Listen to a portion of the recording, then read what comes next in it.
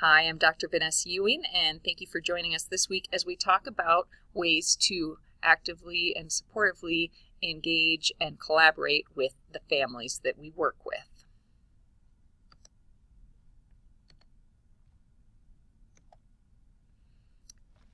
So when we're talking about family involvement, we know that there are a ton of benefits.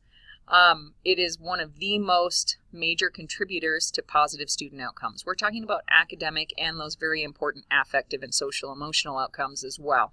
So doing better in many areas with grades, with attendance, with school involvement, and also a decrease in some of those risk factors and trouble areas that students can get involved in.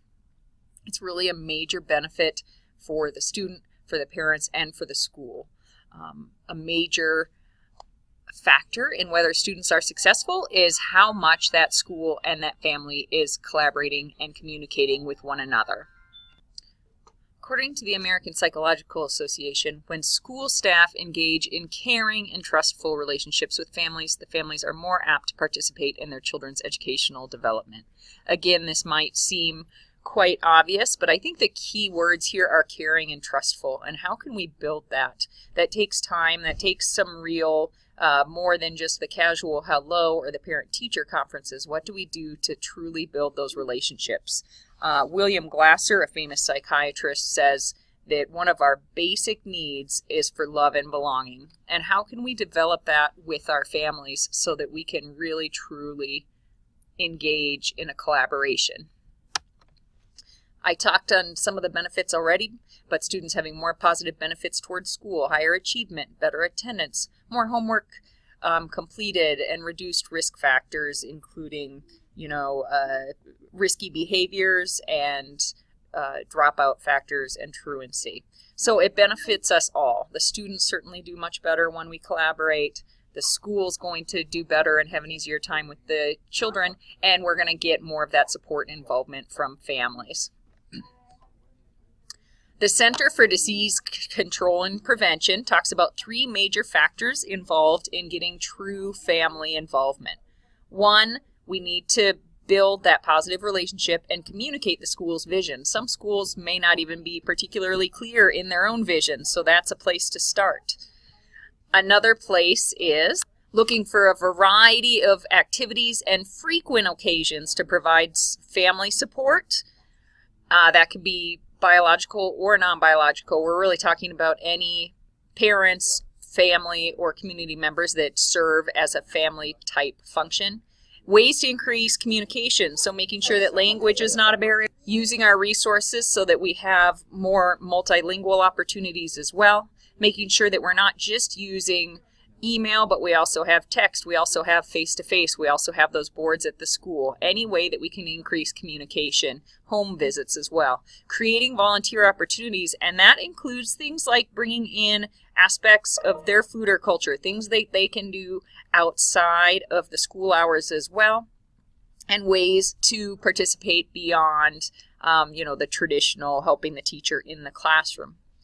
How can we help support learning at home and coming up with ideas there? And then I think this is super key. A lot of times we hear the word collaboration, and truly still the parents are being talked at and the decisions have already been made. So how can we make more opportunity for true decision making and true collaboration with the community in the area, with the parents, and with the schools?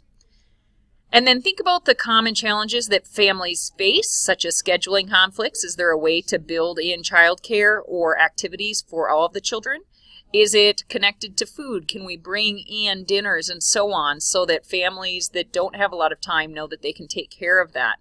Transportation, how can we get creative there? And then going back again, part of it is just a general feel, but how can we make families feel welcome and supported throughout the building, and how can we support one another and support teachers and administrators in the building of those relationships beyond just the academics, true community and collaboration. At this point, we are going to switch hats and talk a little bit from the parent perspective. I'll interview a few different people around here, and we would love to hear your thoughts and ideas, either personally experiences you've had as a parent, both good and bad, or by talking to people that you know and asking them what has been the most positive experience for them as parents.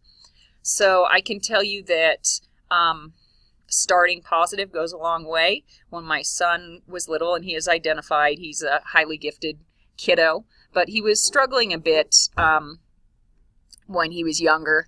And I know that a lot of our initial meetings were all on behaviors and behavioral plans and so on, rather than, of course, he still had a ton of awesome and beautiful things as well, but I wasn't hearing that much as a parent. And sometimes we talk about the compliment sandwich, but really let's focus more on the things that are going well and one or two specifics at the same time, but we really want to build on strengths.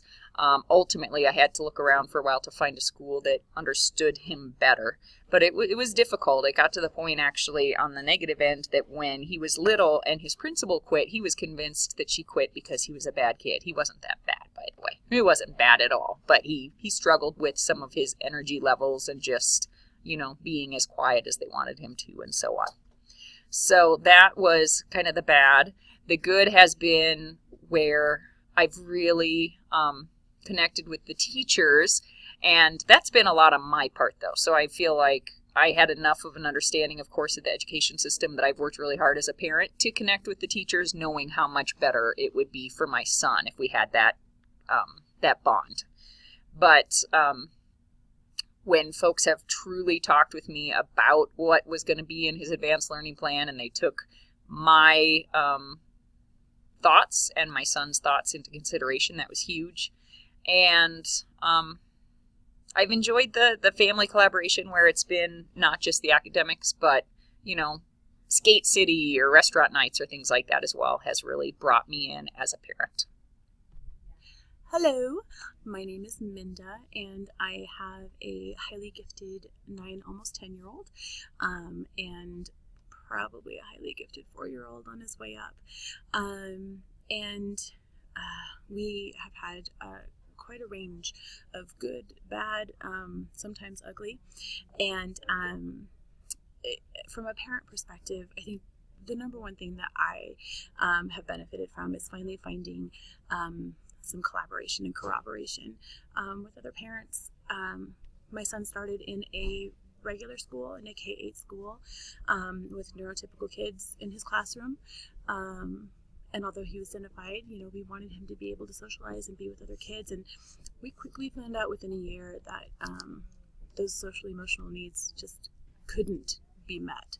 Not necessarily that wouldn't, but couldn't be met.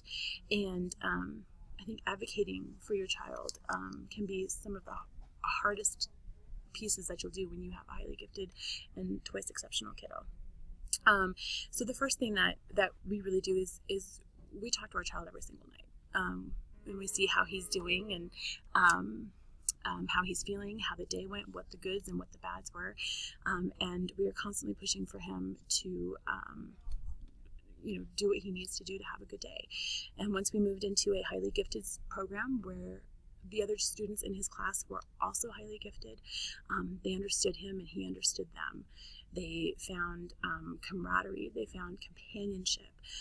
I found parents within the network that would, say something that their child did, and I would say, "Oh, my child does that too," and they're like, "That's not weird." I'm like, "It's not weird for me," and that was huge. And so to have that network is huge, not just for you but for the child, and to watch my son go from times where he was the only kid not invited to the birthday party, or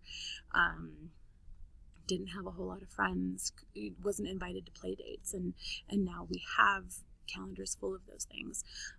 So for him, besides the academic, it was really the social emotional needs that needed to be met, and we couldn't do that without having a highly gifted program. So that's really the benefit there. As far as teachers go, understanding that when a child is crying or angry or frustrated, it's not necessarily because they're bad or because they've had a bad experience, or maybe they're having consistent bad experiences. If those things are happening, it's probably because something else is there.